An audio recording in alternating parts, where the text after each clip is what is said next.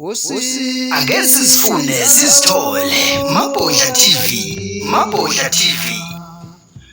I know my story. Mabhodla TV.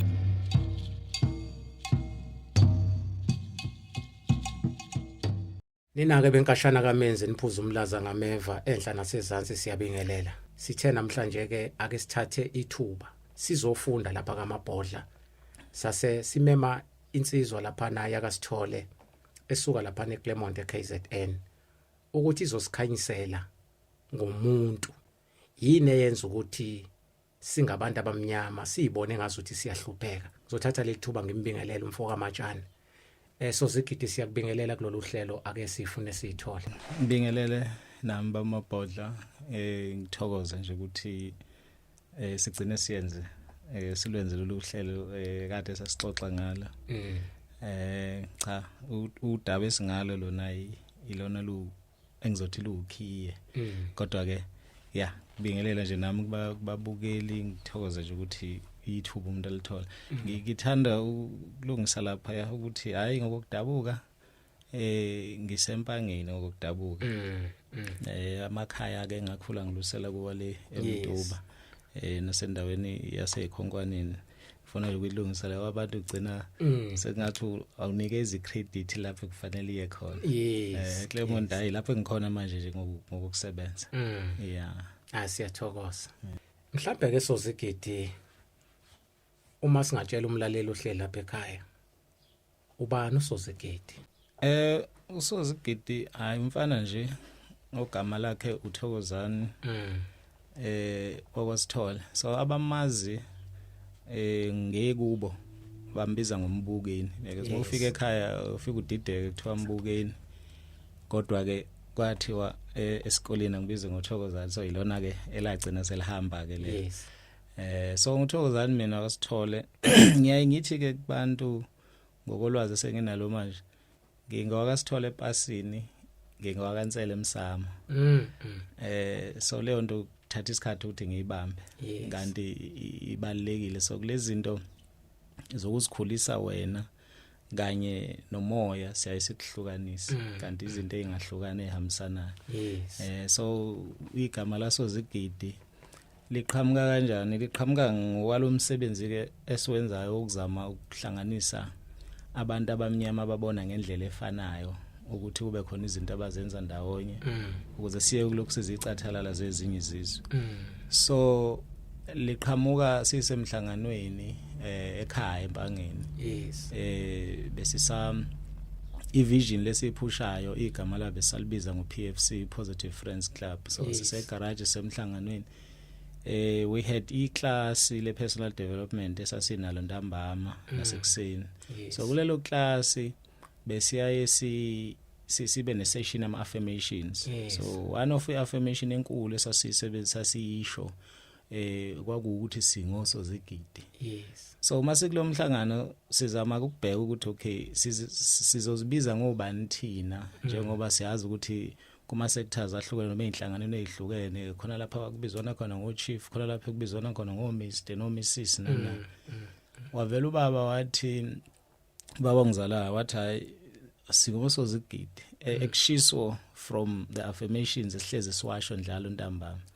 Lahlala lapho ke igama kusukela kwakuba 2017 lapha. So ke la khula ke from there. So everyone oyingxenye njengoba le vision sibizwa ngeunity manje umuntu oyingxenye nje sekuyona title kahle kahle igama eliyititle le njengoba kukhona Mr no Mrs. So into yabelungu le so nathi sikhanda ititle yethu kodwa based ekuthenini sizama ukuziprogram ukuthi sibe lento esifuna ukuba yiyona. Ngingayisummarize kanjalo. Siyathokoza Sozigidi, siyathokoza kakhulu nokuthi usicacisele nje ukuthi ngokudabuka usuka le emakhaya eClermont nje ila ufihle khona ikhanda kwisikhashana ngezimo ethize ngokomsebenzi. Masiqhubekela phambili mfoka Sithole sifuna ukwazi ukuthi yini eyenza umuntu angakwazi ukuzithola ukuthi ungubani. So ukuze ungaqondi ukuthi imphumela empilweni yakho uyithola isuka kuphi kusuka ekuthenini indlela esiphila ngayo yenziwa mangithi yenziwa ifana nalendlu kunabantu abadecide ukuthi okay asikhandeni indle kanje kulendle kanje sizofaka light sifake in le light siyayazi ukuthi izobenzana abantu abahlala kulendlu in terms of imqondo yabo so kahle hle yonke into esuka emqondweni ngiyazi ukuthi sikhuluma kakhulu ngomoya kulezi insuku ngoba i-awakening process isilidele emoyeni kakhulu kodwa into engeke ngibona ngathi abantu bayayishiya nabangayiqondi ukuthi into lapha la salinyazwa khona kakhulu isemqondweni umqondo awukwazi okuhle nokubi mangikhuluma ngomqondo ke mhlambe phecelezi ngikhuluma ngemind angikhulumi ngebrain ngoba imind iactivity akusiyona into okwazi ukuyiphatha ngesandla uyithinte it's just energy kodwa manje ehlukene igaba ezithile uyabo so abantu abakholonize umuntu omnyama babewazi umqondo ukuthi usebenza kanjani bafana nabantu abenza itraining emilitary bayawazi umqondo ukuthi operate kanjani bayazi ukuthi in 3 months benza njani ukuze umqondo womuntu completely bawushintshe so abelungu beza ke naleyo military mindset eyokuthi bazokwenza njani ukuthi labantu abayithi sibe babenze bakhohlwe ukuthi bawobani nokuthi banamandla angakanani bebodwa so baqala ke campaign eyokuthi kune story somlungu owahlala kanye nabantu abamnyama for more than 24 years about 24 years abelungu uyihero lo mlungu kubona thina lo mlungu samnika zonke izinto samnika umhlaba samnika amakhosikazi ulimi lwethu ake ngithi ulimi lwethu wayelikhuluma ukudlula ngisho thina sibona umuntu wangaphandle ofika kithi ngoba sinobuntu siyamamukela kanti umuntu kwimission every day ureporta back lapha asuka khona ukuthi labantu banje so i period of 24 years is very long for umuntu osuke kwimission ukuzonifunda so lo mlungu ke abelungu babese wayeseba ifoundation ukuthi abelungu besazi kunombhala abathwa bhalwa uChurchill owawi conclusion ngeke ngize ngisho ngithi yalomlungu but i conclusion abelungu nje ngomuntu omnyama ukuthi no sesibabonile labantu labantu laba angeke size sibenze lutho ngeke sibanqobe ngeke sibakhona as long as besabambelele kwi-spirituality sabo so uma esho njalo wayesesho nokuthi indlela yokubanqoba ukuthi sibakhiphe kulokho abayikho kule spirituality sabo ngoba spirituality sabo amasiko abo ama traditions abo ama ancestors abo as long as besabambelele kuwo bahlangene angeke size sikwazi ukubathinta so then started the campaign systematic yokukhipha umuntu ezintweni zakhe but akakhishwanga ezintweni zakhe wakhishwa emqondweni so ukukhishwa emqondweni kunama actions abawathatha lama actions thina zange siwabona ukuthi azo affect imqondo yethu sawabuka lama actions as izinto ezinhle at the time because bezilethwa ngobuhle lezi zinto and la angisebenzisa ulwazi lwami lwehistory ngisebenzisa ilogic based on history umuntu encane ayazi uyabo uma sokhumbula kahle ukuthi imizi ibine izithembi imizi eminingi which is inkaba yomnotho womuntu omnyama kahle so umlungu akubona lokho ukuthi okay uma engekho ubaba la umuzi uyasala ufanishine kahle because kune manpower kunezingane kuna wonke umuntu akekho umuntu oshoda ngokuthile la so wafika ne strategy sokukhipha ubaba ekhaya ubaba wakhe phoma uphuma ubaba wayemayini wayemaplazini mayephuma ubaba emayini emaplazini kwasala kwangena ama missionaries ekhaya amadoda othayi namashetha amhlophe mangena ama missionaries azokwenza into esimple azokhipha omama enkolweni kwi spirituality sabo ngeke ngisho ngithi enkolweni alethe inkolo akhipha ispirituality weli abanye basithatha yaqala lapho ki confusion namhlanje ubona ke uma kukhulunywa ngesithembu khona abantu abathunukala because aba understand ukuthi the reason anything eyaye umuntu omnyama namhlanje demonized ingoba umlungu yamlimaza so wenza icebo lokuthi everything and uma sibuka indaba esithembu kuma TV ayisiyo le kwakuyiyona.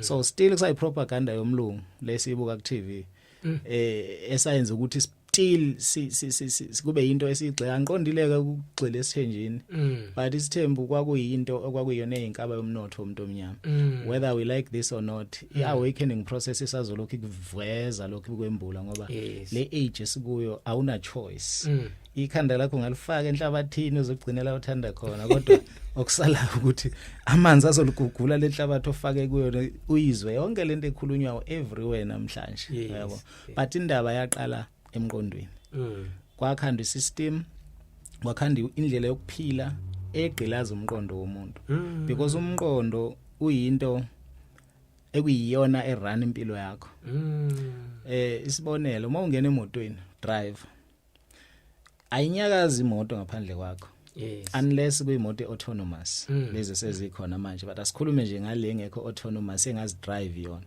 uma ungena emotweni ayizukuya ndawo imoto unganyakazisile okuthile emotweni umqondo wakho ke unjalo umqondo wakho uhlukene kabili mina ngiyangithi uhlukene kathathu ikhona le part yesithathu kuyiyona ukey so kune conscious kune subconscious but in between kune therapy area now ikhehlakela uBob Proctor lidlulele ezweni lomoya lifundisa leyo nto lifundisa ngomqondo for more than 50 years 60 years efundisa subject eyodwa ukuthi umqondo unjani nokuthi usebenza kanjani uwathola kanjani ama results owatholayo nalawo ongawatholi yindaba ungawatholi so i-conscious imicabango yakho ya everyday subconscious sekuyi ama habits akho lemicabango icabanga ekaningi yaze yagcina yawelela esidini le subconscious afika kwi subconscious icontrol umzimba so i subconscious yona ekudriver so thatha i subconscious ke njengokuthi wena udrive imoto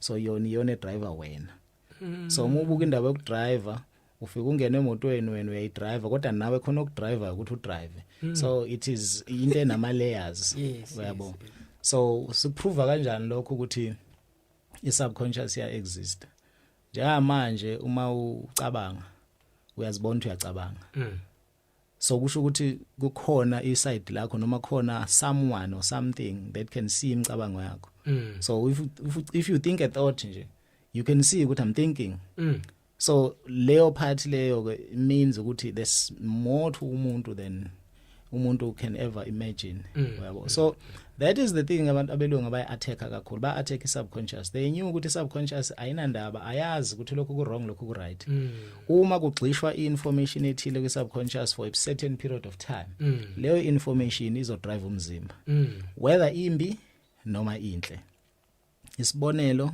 ubugqila abelungu baqala besigqilaza ngene sizigqila zabo besilintsha besirape besenza yonke into le namhlanje ubugqila buphenduke baba umsebenzi because kwenziwana emsebenzini same thing ayenziwa ngekhazi zokugqila ukuthi ngekhazi zokugqila kwakubhlungu the reason kwakubhlungu is because subconscious engakakujwayele so abelungu they knew ukuthi in time lokhu sibafaka kulesimo lesokugqilazeka ikhona igeneration ezozithathe yamukele ngoba izobusijwayele yabo so ubugqila ke namhlanje bubizwa ngomsebenzi that's why ungeke umfice umuntu osebenzayo ojabule ngoba even nemali eholwa emsebenzini imali eholwa emsebenzini ngiyangibuza kwantu ngithi umuntu osebenzayo ukwazi kwenzani ngemali yakhe umuntu osebenzayo izinto zimbili kakhulukazi akwazi ukuzenza in fact iyodwa into akwazi ukuyenza ukwazi ukuthenga ukudla because ngisho impahla siyasivula ama account esikwenetu ngobani back kuma plantations ekhadi zobugqila impahla wawunikezwa whatever ubopha ufase ukuthi kuyakunela kukunela it didn't matter into kwakufanele ukuthi bayenze kwakukufeeda because kwakumele ukuthi usebenze uyabo so namhlanje imali abantu bakwazi kwenzani ngayo bakwazi ukuthi bathenge ukudla bagibele transport and food which is the same thing ayenzeka ngekhathi zokugqilazwa komuntu yabo but lento yenzeke iminyaka engamakhulukhulu until yazaba into esijwayelayo into ebayinorm yabo so ingakho ngithi into isemqondweni umuntu owagqilaza umuntu omnyama waya understand ukuthi ngine period at least ka 100 to 500 years ekufanele ngiyisebenzise ukukhola ukufaka information ethile kulo muntu after leyo mnyaka ngizobe ngasadinga kuba seduze kwakhe uzobe sezenzela yena uyabo ngathi ngisegoli ngangiyokwenza ipresentation sisesikoleni ngicatha sethembisa ngabuza kwesasinabo ngathi la esikoleni ukhona uthisha omlungu ufundisa la esikoleni baphendula nje ngenkulu excitement hayi akekho umlungu yes so umbuzo wami uzothi maye ngekho umlungu wayesifundisa izingane ngendlela yabelungu wayesingafundisa izingane ngendlela yethu because akagcinanga umlungu ogqilaza umuntu wabe semkhandela isikole mekhanda isikole wasefaka education system ezofida yena futhi umlungu hambe ubheke incwadi ezibhaliwe eziseyikoleni today ubheke ukuthi umsuka wazo zibhalwe oba zingabhalwa umuntu omnyama bazipublishwe kuphi because ziyacheckwa ukuthi emqondweni weingane izofundela ezincwadi zizofike zenzeni zizoyiphaphamisa iningane noma ezoyigcina ilele so uhamba esikoleni uyingane uinquisitive uexcited ubuza imibuzo uyahlupha ugibele emadeskini wenza yonke into le yes afika uthisha first day amazi oqala ngeke ngibuze mina ngithi what were the first words uthisha awasho mayifika eclassini beyitshela abantu ukuthi trick question le akusiyi trick question uthisha wathi thulana umsindo those were the first words thulana umsindo ngoba nani banga umsindo nikwa grade R noma nikwa grade 1 first year anazana na order yo nijabuleleni uthi ngiyabonana nzingane nigcwele all over into oqala uthisha sho thula umsindo lawo mazi ukuthula umsindo wawezwa from day 1 up until wazoqeda ukufunda mawaqeda uyabo so lawo mazi lawa athula umsindo ayenzani kancane athulisa even ngisho ama ambitions akho athulisa ngisho ama talent akho athulisa yonke into engawe so ungena esikoleni uyingane full of potential by the time uphuma kwa matric so uyi4 yo ngeke ngithi isizathu sobungane ukufunda kuba mdala umsebenzi nje wengane ufunda ukuba mdala ukuthi mase ngimdala fanele ngenzeni so you would think ukuthi lo 12 years ususpend esikoleni usifundisa ukuba badala until ufike high school well mhlambe primary singaxola sithi hayi vela ama basics yawadinga but mawufika high school yini entsha oyifundayo ekufanele wena ngoba umdala manje high school usumuntu osecapable ngisho nokuba nokuletha umuntu emhlabeni ake ngenze sibonele sinjalo so yino yenzayo ekhombisa ukuthi umuntu oprepare uba mdala yes usaqhubeka nokukopisha ama notes obokade uwakopisha primary usaqhubeka nokuthi uyofundiswa ngendlela eyodwa whether uzoba ummeli noma uzoba uplumber kodwa ufundiswa ngendlela eyodwa uyabo so umehluko awubebikho because inhloso yesikole ngokwendlela esiyiyo namhlanje was not ukuthi ithuthukise umuntu wazi ukuthi imenze iqede ikhiphe kuyena imluze self confidence angazi lutho so that ezokwazi ukuconform ethephuma angithe wole iminyaka yakho yomncane yokufunda ukwenza izinto awufundanga lutho especially into eyodwa ebalekile which is ukwenza imali so azange uzwalikho iclass lokufunda imali ukufunda ukwenza imali olattendile so now usona 18 20 25 usodinga iunder noma udinga ama toiletries sekuyinkinga manje ukuthi mama ngicela ungithengele iunder una 25 but because ukwazi ukwenza imali akazofundisa ama basics okwenza imali yonke leminyaka ufunda the first thing ozoyenza yini uzomba ufuna umsebenzi because wonke lo 12 15 20 years ubufundisa ukuthi the only way you can make money ukuthi ufuna umsebenzi. Imagine if ingane esikoleni ifundiswa ukuthi the only way you can make money is to start a business is to build a product or a service every single day. If that was the teaching yasesikoleni. So umuntu omnyama ke unaleyo nkinga. As much as kungasinto ehlasela umuntu omnyama kuphela leyo mqondo, but kumuntu omnyama iworse because itargethe yena kakhulu. So kufanele ifihlwe kungabi ngazuthi into abantu abamnyama kuphela ibe into atheka wonke umuntu kodwa ibe itarget kuwena. Bayakwazi abelungu kukhona iscene engake ngayibuka kwenye series. Isniper sithunywe ukuzobulala umuntu othile but ukuze sifihle ukuthi ubani besombulala sidubula abantu noma bawu5 ukuze ngabonakala ukuthi ubani obeyitarget. So same thing ke with abelungu. Everyone emhlabeni is going through the same schooling system but itarget ithina.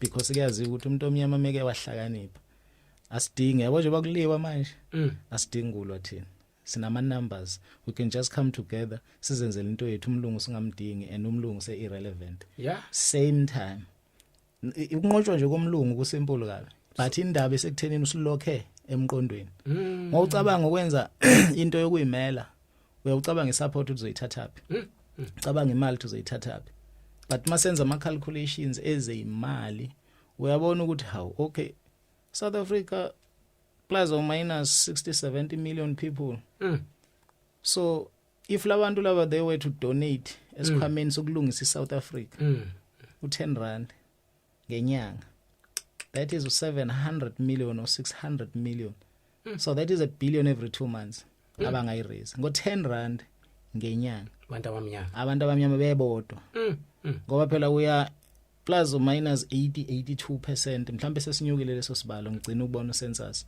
we are controlled by abantu abawu 18% nawo bawuhlukanisile belungu amandiya amaChina amaSulman amaPakistan bonke bahlukaniselana 18% thina we are over 80% yet is controlled yilabantu la why because basilokho emqondweni indaba nje semqondweni ayikho emoyeni ifike yaqaqeka emqondweni izoqaqeka nasemoyeni because we've got abantu abaphiwe ngokomoya but because emqondweni kulokhekile ibalance ayikho we've got abantu abaphiwe ngomqondo mina akayifoli kule category abaphiwe ngomqondo but ebekulokheke emoyeni but lezi zinto zo2 ziyahambisana zincikene kanje and abelungu they knew we have to separate these people from umoya because masiba separate emoyeni indlela yokuba separate emoyeni ukubalimaza emqondweni so inde so zigidi amabhodla indaba yomqondo inde kakhulu ngithinta lapha nalapha yabo but ibasic nje khona yokuthi umzukwana esikoleni safundisa into ekhona safundisa ngomqondo safundisa abantu ukuthi isinqumo sithathwa kanjani safundisa abantu imali yenziwa kanjani at a primary level yabo kuthathwa stick person leso Bob Proctor naye asifundiswa sifundiswe from primary level ukuthi lama poem ashiwoyo akuprograma umuntu ngendlela errong ipoem kube eyokufunda ngomqondo umqondo wakho usebenza kanje ingane yazi umehluko phakathi kwe subconscious ne conscious yazi ukuthi okay ukuze ngiphumelele empilweni ngidinga ukuthi umqondo wami ngi-operate kanje ngiphinda phinda izinto ayikho into empilweni oyaziyo ongayiphinda phindanga yabo so ukuphinda phinda is a very very critical tool of umuntu generally isikole sithini mayelana nokufail eclassini uma wafail so isidoma ngithi so lokho ku discourage ini iunderstanding yokubaleka ukuphinda phinda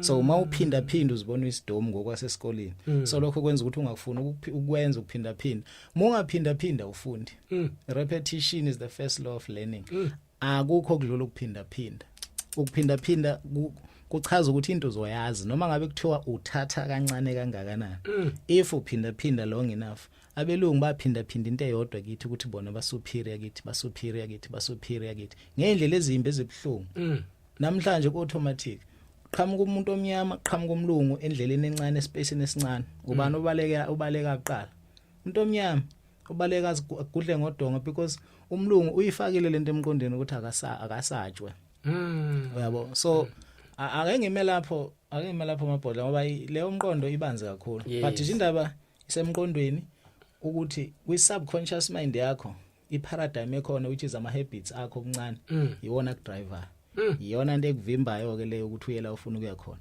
uyibone mina ngiyayibuza kuma workshops ukuthi ubani ongazi la ukuthi ukuzophumelela kumele wenzeni wonke umuntu uyazi kumele ube disciplined kumele ube focused kumele then why are you not disciplined and focused because indaba ikuphi environment yakhe attack umqondo wakho ngaso sonke isikhathi because negative yabo umlungu hola imali efanayo naye enza izinto ezibhetter because uhlala kwe environment engcono so indaba isemqondweni hayi siyathokoza kakhulu Sosigidi ukuthi usithathe nje usibeke esithombeni because abantu abaningi abazi ukuthi umuntu omnyama walinyazwa kanjani especially engqondweni ingakho namhlanje nje obukwathinta nendaba yeeducation ilasa panel bit wakhona ngempela ekutheni kuflashwe yonke into yethu bese kufakwa into yabezizwe ingakho namhlanje sithola ukuthi abantu ba behave ngalendlela aba behave ngayo. Mhlambe masiqhubekela phambili eSozigidi ngifuna ukwazi ukuthi usebenza kanjani umqondo womuntu. Ngicabanga ukuthi lokho esisakhulume ngakho mhlawumbe singakuthatha as i-overview ngoba i-understanding yami yombuzo wakho sekufanele singene manje emathunjini deep yes ukuthi umuntu azi ukunderstanda ke manje ukuthi okay if ungenza kanje kuzonginikeza lemphumela because siyaphila nje siku-autopilot asazi ukuthi izinto esizenzayo on a daily basis zisilethela ini. Mhlawumbe akasiqale ngawo umqondo mhlawumbe disclaimer yami la ingathi engushoyo is based on engikufunde kubantu engibalandelayo nezincwadi engiyifundile plus ne experience yami nezinto engiyibone ezenzeka weleke nabantu izinto abahlezi bezisho so indlela ke ngafundiseka ngayo mhlawumbe umlando omncane wakho umncane nje ngoba lento ithinta what is known as ama natural laws of the universe imithetho lengaguquki ekamveli nqanga noma ekamfihlakalo so 2009 yes ngangiwork inhlobo yesikwenetu njengase icabanga ngisebenzele eCape Town ngiyi-South African Navy people ekhaya they think ukuthi everything is going well mina I know ukuthi isimo ngibhekene naso sithini so I'm driving back to Cape Town and ngiyacabanga so i-distance iko ngamajena kusuka empangeni ubheke eCape Town ukuthi ama kilometer mangaki la so ugcina le ndleleni sokukhuluma wedwa uma udriver le distance wedwa so into eyayinginokha kakhulu lapho ukuthi ngibuyela endlini la ngihlala khona eempty ekhaya they are happy ngami but la ngibuyela khona ngiyoqala phansi because ngiseyikwenetini kwasami mina engazi ngoyicover nini so aqala lapho ke imicabanga ukuthi okay who do I know who's happy ngokusebenza akekho wafika who do I know who's happy ngesalary ayiholayo akekho wafika okay so which means it's not an option ukuthi ngithi ngizoresignela omunye umsebenzi so there must be another plan angakambulelwa i-personal development leso sikhathi angakazi ukucontact i-personal development yes rewind mhlambe a year before there's a friend of mine engangijwayele ukuthatha kuya ama movie mangizophindela eCape Town oy download nje nqaba ama movie ngalesa sikhathi ke vele kungaqala ukustream ama movie be download yes so ngifike nginike hard drive angidownload angikopishele ngihambe nawo so this time around that angithathele mina so ngiyangena kwi computer yakhe ngiyacinga I remember nje ukuthi ayikhona amanye ama movie ajwayelekile but there was a movie ebhalwe ukuthi The Secret so ngibe inquisitive ukuthi okay ngiyayithanda izinto ezizimfihlo zomhlaba ngakazazi ukuthi ngubani ngaleso sikhathi alright so ngiyithathe le movie ngenhloso ukuthi ngiyobuka yona kuqala ngifuna ukubona ukuthi yiphi lemfihlo ekhulunywa ngayo la mangifika endlini eCape Town ngiyidlala ayi kuvele kudlala documentary ngithi mina andi documentary yabo uthi kusadlale 1-2 minutes nje ngiyivale ngibuka amanye ama movie kayikhona ngawabo waza waqeda ama movie ayekhona kwaze kwasala yona yodwa yes kwafanele ngibhorekele kuyo ke manje so one day ngadecide ukuyijuba ngathi yazi ukuthini if kuphela 5 minutes ingaka interest lento ngiyidelete yes ngayidlala ngapha phama seyiphela sekunyuka amagama ngathatha isinqumo ngathi sengizophila kanje because i-secret i-movie the documentary movie ikhuluma ngelaw of attraction ichaza ukuthi into eza empilweni yakhe iqhamuka kanjani yes and umuntu who was the asithi nje starring as much as bebaningi kodwa okoyena wayigqame kakhulu kwi-secret uBob the late Bob Proctor so okay asidluleke lapho that was my experience of i-secret yes. after a week ngase ngikhohliwe ade ngidecidile ngithi ayisengizophila ngokwama principles law of attraction yes ayi ngakhohlwa ubani so fast forward ke to 2009 ngiya driver ngithatha le decision ukuthi yazi ukuthini njengamanje bheke kuJanuary ngoba ngangade ngibuya kuma holiday ka December bheke kuJanuary by end of June fanele ngibe ngasekho kwinefi ngathatha leso sinqumo while I'm driving military fanele ngibe ngasekho kwi military by end of June. Either ngizobe ngine business I didn't even know ngizobe ngenzani. And angiyazi nale principle engangilandela ukuthi yipi. Sometimes uvela wenze nje ulandela ubuwena. Uyabo. So it's just towards the end of unyaka ngaleso sikhathi. Yes. It took just 1 month kwathi umhla ka 1 February after ngithathe leso sinqumo so ukuthi end of June nge out. Kwavela kwafika omunye colleague wami sasingakabi close kangako ngaleso sikhathi sasinaye eGordons Bay kwi training ema officers. So wafika wazongibuza ukuthi usakwaxhawula imillionaire. Should why invite kwi business opportunity.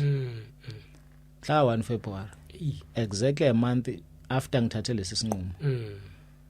Mangifika lapha ya ngivuma ukuinvite ngiye kule business opportunity. Mangifika lapha ngifike kufike for 45 minutes that guy was just talking about umqondo. Ukuthi powerful kanjani ukuthi wena as umuntu ayikho into ngeke uzokwazi ukuachieve. Khuluma ama principles njengokuthi empilweni must fail your way to success. Zonke lezi zinto engakaze ngizizwe empilweni nami ngithi empilweni mina nginamandla kwenza noma ngabe yini. Yabo so lelo langa namanje lisahleli ngathi belizolo.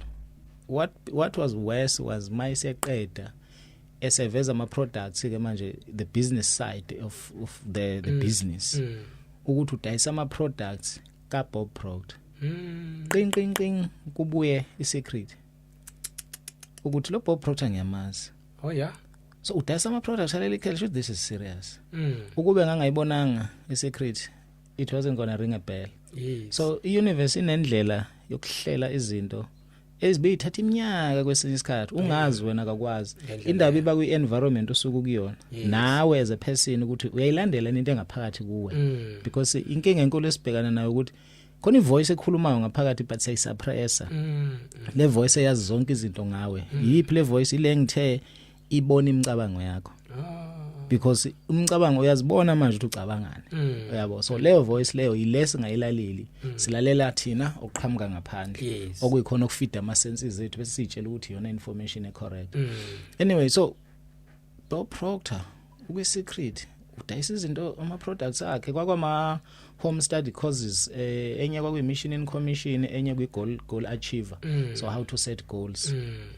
Ama CD nje ayi 12 phakathi wawalalela nje lokhwalalela because of indaba repetition. Yes. So that then started the journey of my personal development officially because into ama products wawathola lapha wawuthola these 2 home study courses bese kuba ne Think and Grow Rich. Ngiphethe namhlanje leyo ncwadi angihlukani nayo.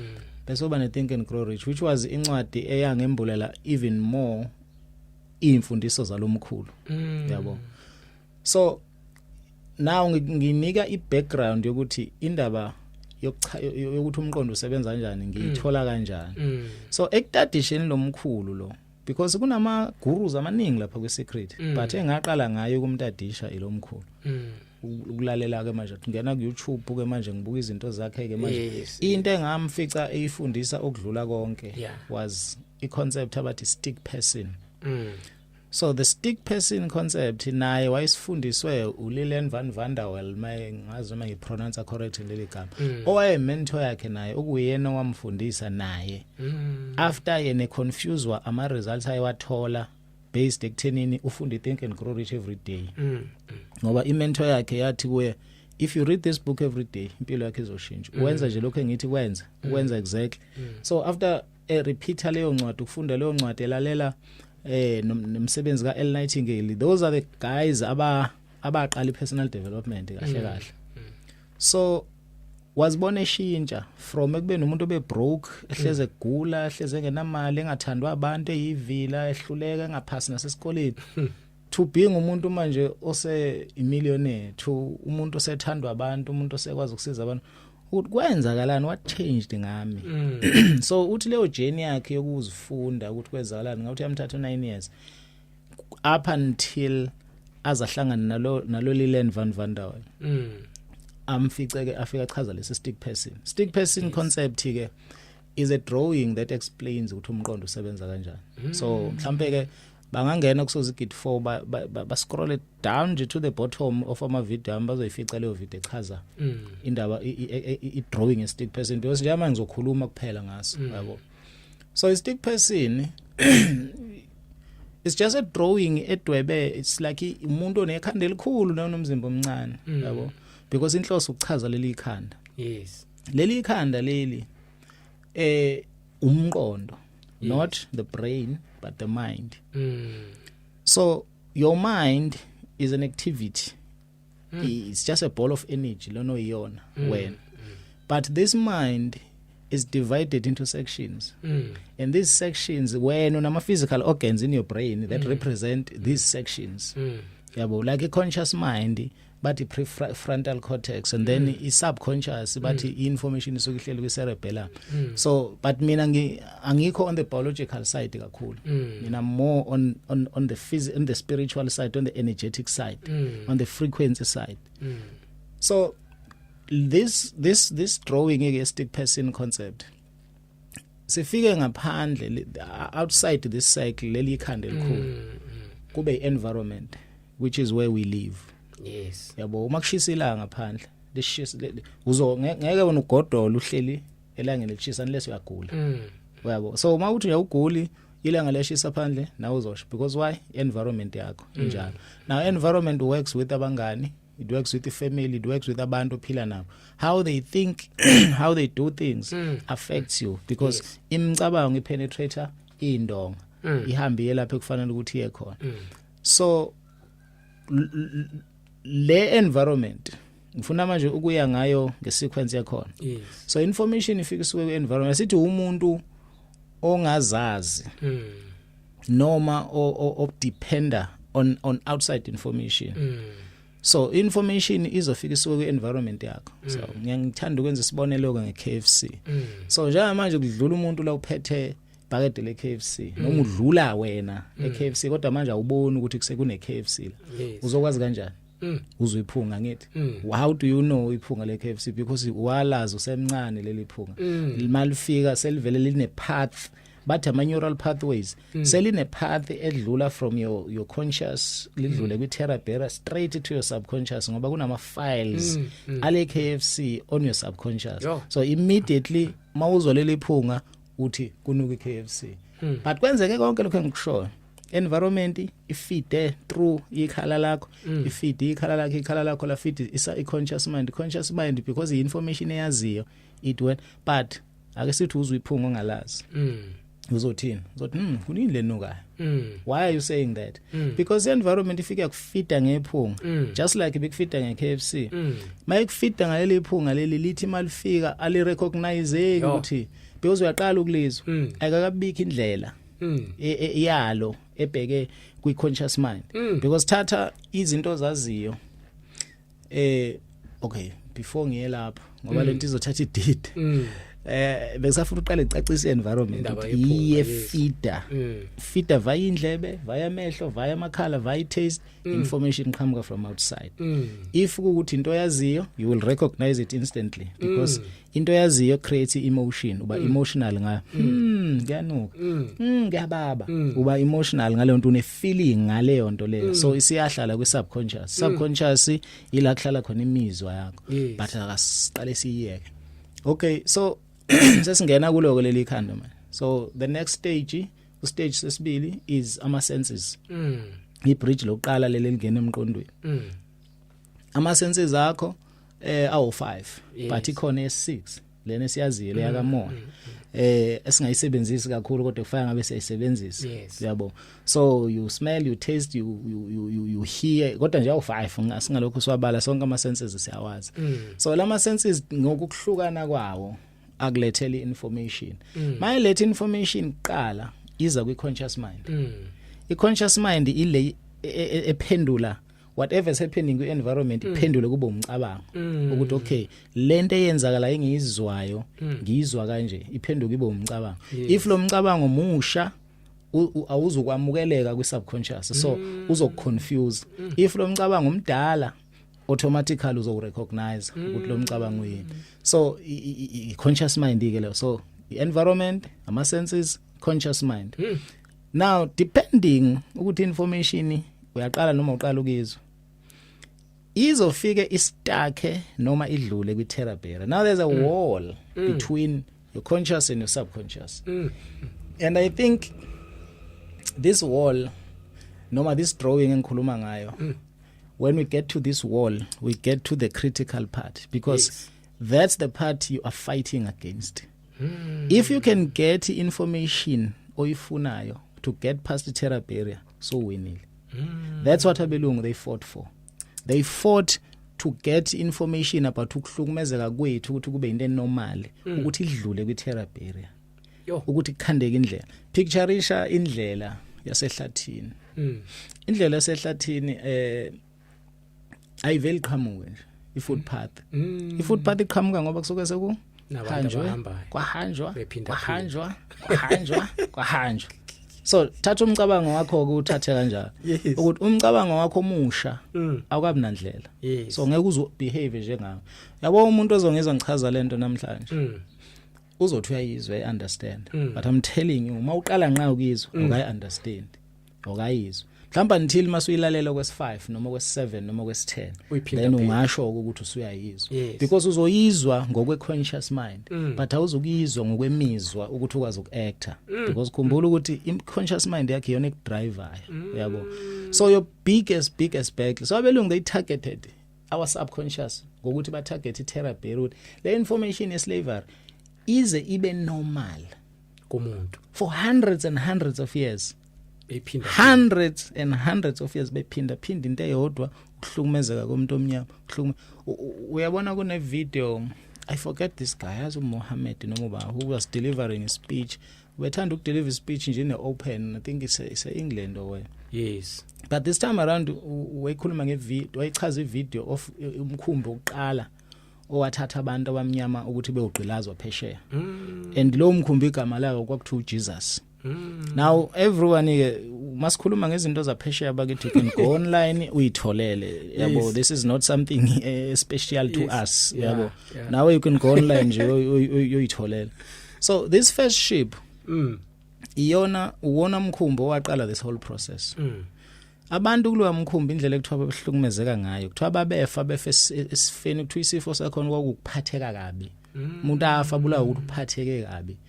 Umkhumbi ke njengomuntu one background ye navy umkhumbi unendawo lapha phansi ekuthiwa ama bilges yabo lapha ezantsi kugcineni la amanzi wonke zonke izinto amanzi a drainekela kuma bilges. So as umuntu osuke on the mechanical side of umkhumbi kancane these guys abasuke ekuthiwa ama irets abasuke kufanele bambe bophampa ama bilges ngamanye amazwi bayokhama amanzi out of ama bilges lamanzi that are constantly draining to the bilges.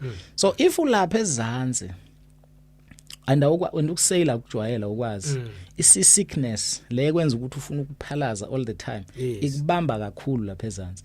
So imagine you've never sailed and all of a sudden nizofakwa nonke lapha na kulo V wolokhuzana ogedla lomkhumbi lapha ezantsi nizohlaliswa khona and nihlaliswe khona nje nikakela khona la nidlela khona la man sisiki mayikubambile uphalazela khona la yonke into la yabo. It's a very disgusting and very sick thing yabo. So abantu abanye babayiphosa olwandle kwagcina sekufanele ukuthi bethole indlela okubavimba ukuthi bakwenze lokubayibulala ngoba kuthiwa abantu indlela babayibulala ngayo kulo mkhumbi ngisho noshaka bashintsha indlela babehamba baqala balandela lo mkhumbi manje ngendlela abantu babephosa ngayo. So bagcina bathola imechanism yokuthi abantu bengakwazi ukuzibulala yabo. So all sorts of things ababezenza kubantu all in the name of attacking i-terror barrier yomuntu because ukuhlukumezeka kwakufanele ukuthi kube yinto ezokwenzeka kuwe until izibe inorm uzuyijwayele uzuyiaccept ilokhu iphinda. So the whole point ukuthi abelungu besihlukumeza was to attack i-subconscious ukufaka information wrong kwi-subconscious yethu. That's why into zethu namhlanje zimmense because our subconscious minds are constantly being bombarded with negative information. Kusenzekana namhlanje people may think ukuthi the dark ages are over. No, the dark ages are not over, otherwise there wouldn't be a war happening elsewhere. We're still on the dark ages getting into the age of awakening. The age of awakening sisangena kuyo. We are not totally in it yet yabo.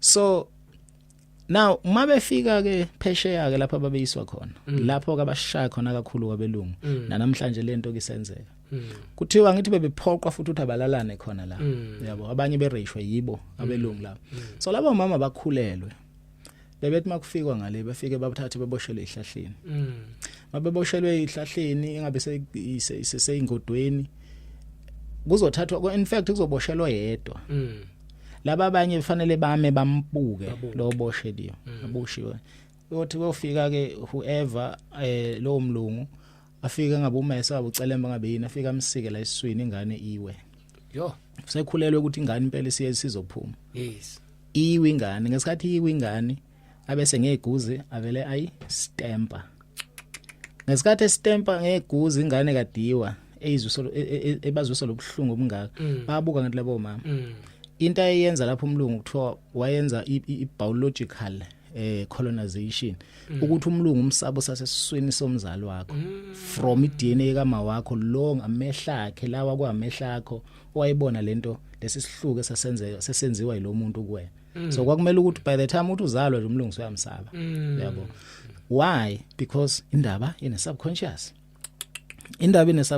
so asibuyele back ukuthi why indaba i-subconscious ibaluleke kangaka so sesikhulumela lolu dongo luyi-therapy why therapy because anything uyisabayo it's because awukho familiar ngayo so uyayisaba uba novalo uyabo mina I used to have a problem with public speaking makudebatewa angasondeli nje indaba zokudebate why I had no confidence in reading angazwani nokuread mina because again yonke lento is built in isikole is supposed to make you love reading but instead the majority of abantu abamnyama we have no interest uyabo so if you don't know how to read noma you don't kunzima ukuthi uma phambi kwabantu and use articulate uyokhuluma ube fluent ube confident so uzokwenza njani uzosaba why usaba because awuna confidence so ngamanye amazwi i-therapy yakho information ithi mayifika eyokuthi fanele yo debate ifika ibhampe kwi-therapy because awukazi debate before and it's embarrassing ukuthi uzohluleka ukukhuluma uzongingiza phambi kwabantu nani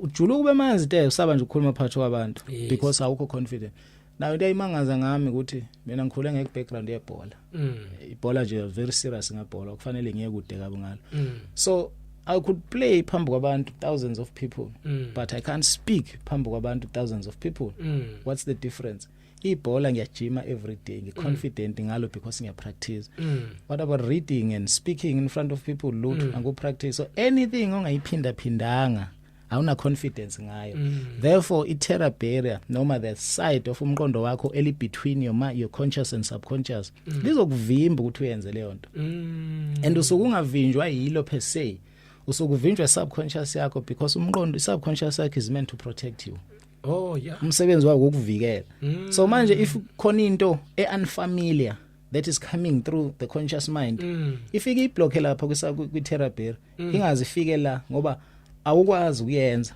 so either uzozilimaza noma uzosembarrass so embarrassment ne-injury kwi-subconscious is the same thing yabo so it's a negative thing basically yabo I told a guy ngelinye ilanga owafika wangitshela wathi hey azizolo ngihambe ngayo gijima I know what this guy is lazy azwani ukujima uthi izolo ngijima ngawujika lapha nalapha ngithi mina kuyena yazona uphinda ukujima wathi usho ukuthini ngithi uphinda ukujima wena uqilaza subconscious mind yakhe izolo so isizokwenza sure ukuthi yakuprotect but umzimba lobuhlungu okuzwayo njengamanje subconscious will make sure ukuthi uphinda ukujima izokhanda yonke inhlobo ezizathu umuntu uvuka uyagijima yes my excuses azoyiqhamukela ungazi na ukuthi wathathaphi yabo the way subconscious powerful ngayo iyayicreate into engekho bekhona so that ungayenzi into edima yona as dangerous to you and the other thing a very important in subconscious ayikwazi ukuright no wrong ayikwazi negative no positive